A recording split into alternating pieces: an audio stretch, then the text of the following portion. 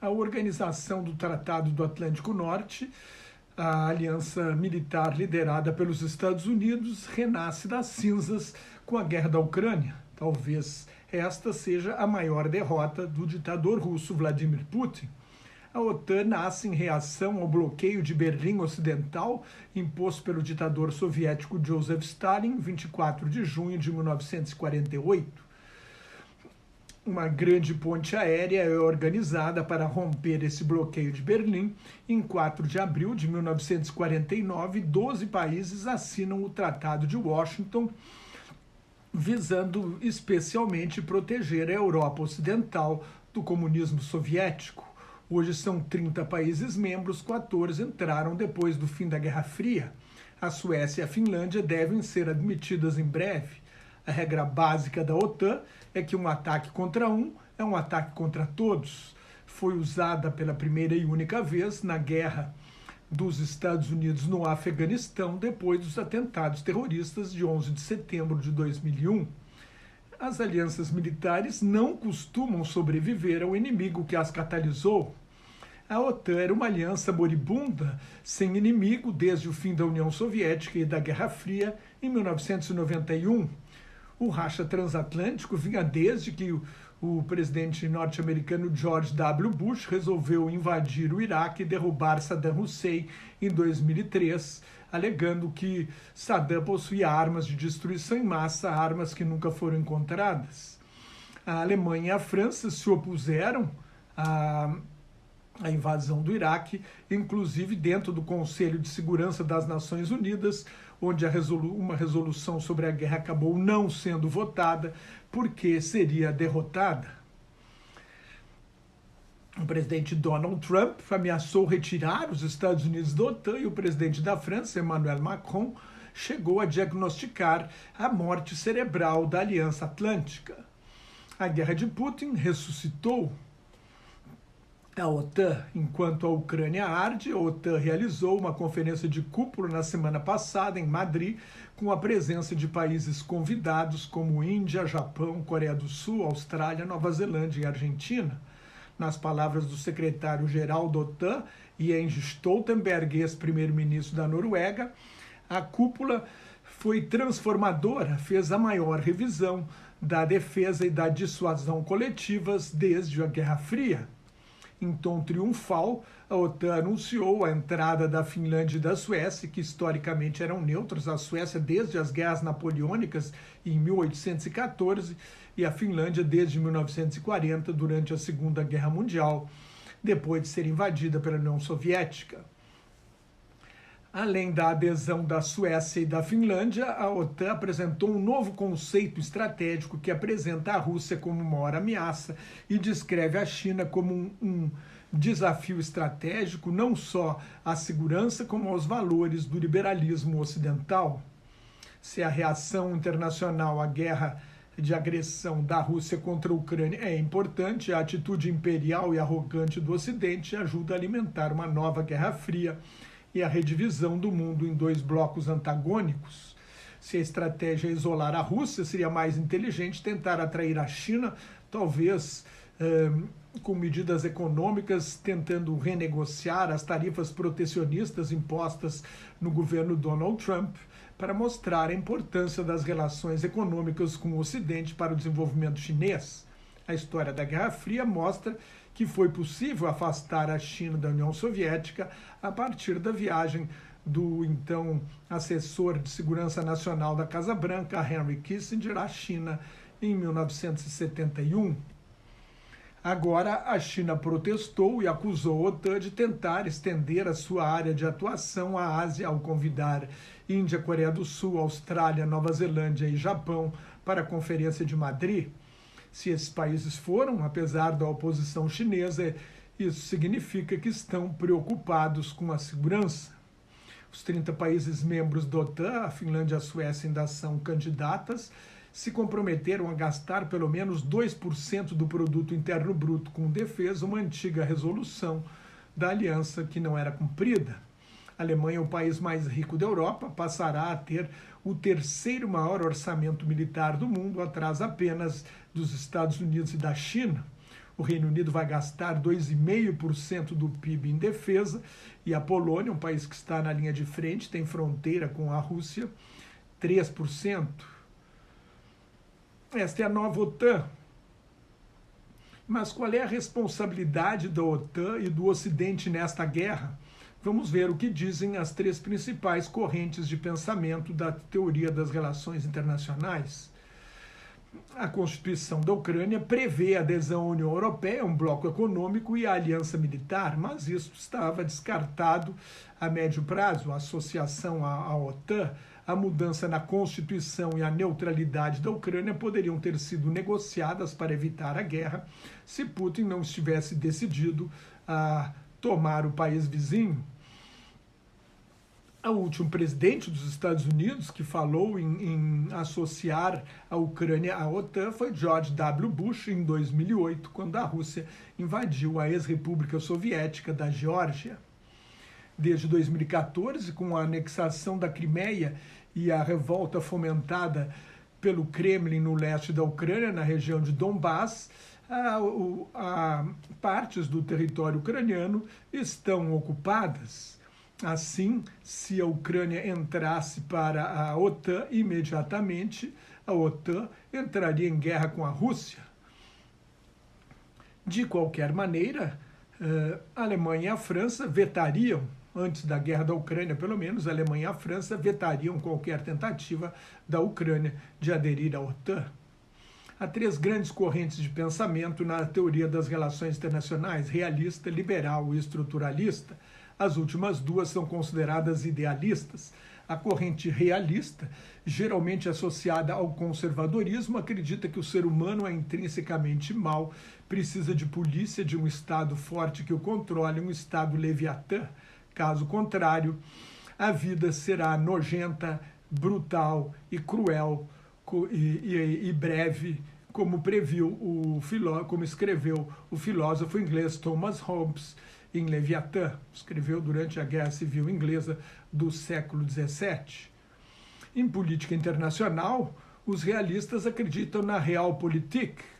Como não há um governo internacional, uma autoridade internacional, em última análise, vale a lei do mais forte, a política do poder, de manda quem pode, e os outros que formem alianças para equilibrar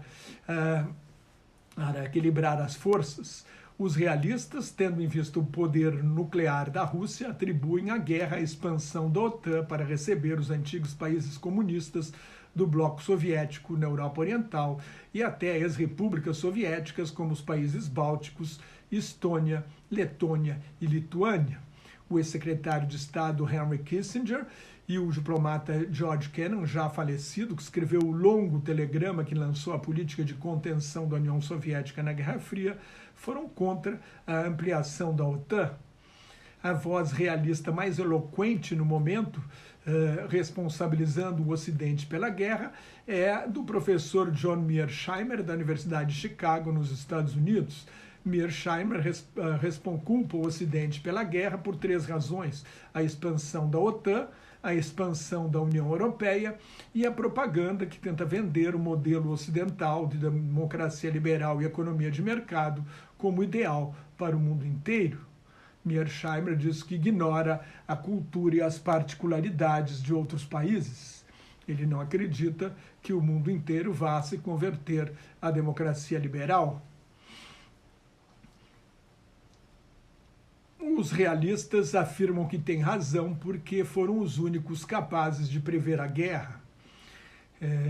Cabe ressaltar que toda a política externa é feita com base no paradigma realista, com uma avaliação do que o país tem a ganhar, a perder em determinada situação. Ninguém compra uma briga que não pode encarar, ou pelo menos ninguém deve comprar uma briga que não pode encarar. O problema da visão realista é que aceita um mundo dominado por grandes potências imperialistas com controle total sobre suas esferas de influência. Seria uma volta à era dos impérios, ao mundo anterior a 1914, a Primeira Guerra Mundial. Os países menores, como a Polônia e a Ucrânia, teriam de submeter aos desejos dos mais fortes, no caso da Rússia. Mas não é esta a ordem internacional liberal baseada no direito, imperfeita e atropelada pelas grandes potências, repetidas vezes, que se tenta criar desde 1945 com a Organização das Nações Unidas, justamente para livrar a humanidade do flagelo da guerra, como diz a Carta da ONU. A Carta da ONU proíbe a guerra de conquista e a tomada e anexação de territórios à força. Desde 1945, só Saddam Hussein, ao invadir o Kuwait, em 2 de agosto de 1990, e agora Putin, em relação à Ucrânia, declararam que um país reconhecido pelas Nações Unidas não tem o direito de existir. Os conceitos de soberania nacional, de integridade territorial e de não ingerência nos assuntos internos de outros países, consagrados na Carta da ONU, existem desde os tratados de paz da Westfália, que puseram fim à Guerra dos 30 Anos em 1648 e acabaram com as guerras religiosas na Europa. Então, a visão liberal, que acredita que o homem é bom e só precisa de liberdade para se desenvolver e criar um mundo melhor, defende o direito de autodeterminação dos povos. Assim, o país agredido, no caso a Ucrânia, tem o direito de pedir ajuda internacional para se defender e restaurar sua soberania e integridade territorial. Da mesma forma, os antigos países comunistas que decidiram entrar para a OTAN tinham motivos para isso e a guerra mostrou que tinham razão. Ninguém foi obrigado a aderir à OTAN. Neste sentido, dá para dizer que, mais do que a OTAN ter avançado para o leste, foi a Europa Oriental que se aproximou do Ocidente como caminho para a paz e o desenvolvimento. No campo de batalha, ao tomar Lysychansk, a Rússia consolidou o controle sobre a província de Lugansk, que reconheceu como república independente antes do início da guerra. A Rússia chama a vitória de libertação, mas conquista uma terra arrasada. A Ucrânia estima o custo de reconstrução do país em 750 bilhões de dólares. Até o fim do ano seriam $1 trilhão. Para os ucranianos, esta é uma guerra de aniquilação, de exaustão. Na semana passada, a Rússia bombardeou, por exemplo, um centro comercial numa cidade do centro do país que não era alvo, matando pelo menos 18 pessoas. Alegou que estava atacando um depósito de armas e munições próximo, mas não foi identificado nenhum alvo militar. A Rússia deixou a Ilha da Cobra, no que é considerado uma vitória da Ucrânia. Essa é aquela ilha cuja guarnição mandou o navio russo Moskva se fuder. Esse navio foi a pique, foi afundado por um míssil ucraniano, era a nau Capitânia, da frota do Mar Negro. Foi uma vitória importante da Ucrânia, que tem perdido, tem sofrido perdas nos campos de batalha. No início da guerra, a Ucrânia teve uma vantagem ao repelir o ataque a Kiev e obrigar a Rússia a concentrar os esforços no leste e no sul do país. Mas, nos últimos meses, a Rússia avança lenta e gradualmente, a custos muito altos, mas está conquistando mais territórios. Falta Moscou tomar toda a província de Donetsk, também reconhecida como independente pela Rússia, para assim dominar toda a região de Donbass, da bacia do Rio Don, que é o principal centro industrial da Ucrânia. As duas regiões, Donetsk e Lugansk, serviram como pretexto para a guerra. A Rússia alegou que precisava proteger as populações de origem russa, que seriam alvo de discriminação e agressão, até mesmo de genocídio, embora não haja indícios concretos disso. A dúvida agora é se Putin vai se contentar com o Donbass, já ocupa mais de 20% do território ucraniano, no leste e no sul do país. Os Estados Unidos entendem que o objetivo do ditador russo ainda é dominar toda a Ucrânia, mas o avanço é lento e o custo em vidas e recursos enorme. Estima-se que 100 soldados russos e 200 ucranianos morram por dia. É uma guerra de exaustão. Numa pesquisa recente, 89% dos ucranianos rejeitaram fazer qualquer concessão territorial à Rússia depois desta guerra brutal.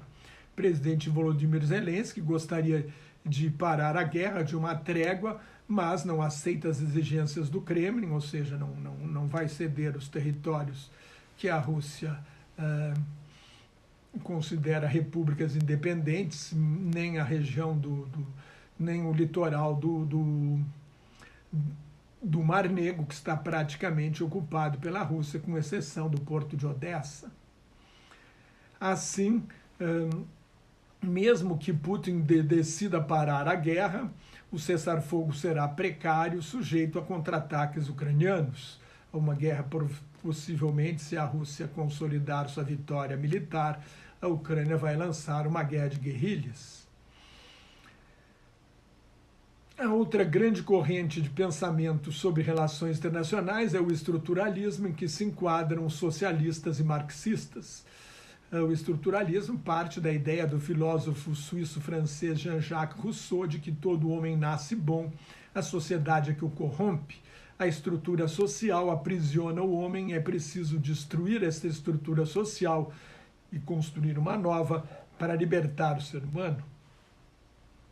Então, o estruturalismo inclui as correntes revolucionárias. Para pensar numa visão marxista, é preciso lembrar Vladimir Lenin, o pai do comunismo, durante a Primeira Guerra Mundial. Lenin se opôs à guerra como um conflito entre burguesias nacionais, em que os trabalhadores morrem e não têm nenhum dos seus interesses contemplados. Lenin fez campanha para que a Internacional Socialista e os partidos afiliados a ela repudiassem a guerra. No exílio na Suíça, escreveu seu único livro sobre relações internacionais, Imperialismo, a fase superior do capitalismo, em que defendeu a teoria do elo mais fraco. A ruptura do sistema capitalista se daria em países mais atrasados e não nas potências centrais, como previra Karl Marx. Era uma justificativa de Lenin para a Revolução Comunista na Rússia. Na visão marxista, esta é uma guerra entre dois países oligárquicos dominados por bilionários, a Rússia e a Ucrânia, e uma guerra imperial entre um ditador que sonha em recriar o Império Czarista e o imperialismo ocidental, liderado pelos Estados Unidos. Os trabalhadores só têm a ganhar com o abalo dos governos e dos núcleos de poder que os sustentam. Durante a Primeira Guerra Mundial, Lenin disse a Trotsky, o outro grande líder comunista, a derrota da Rússia na guerra é a vitória da Revolução. Putin sabe disso.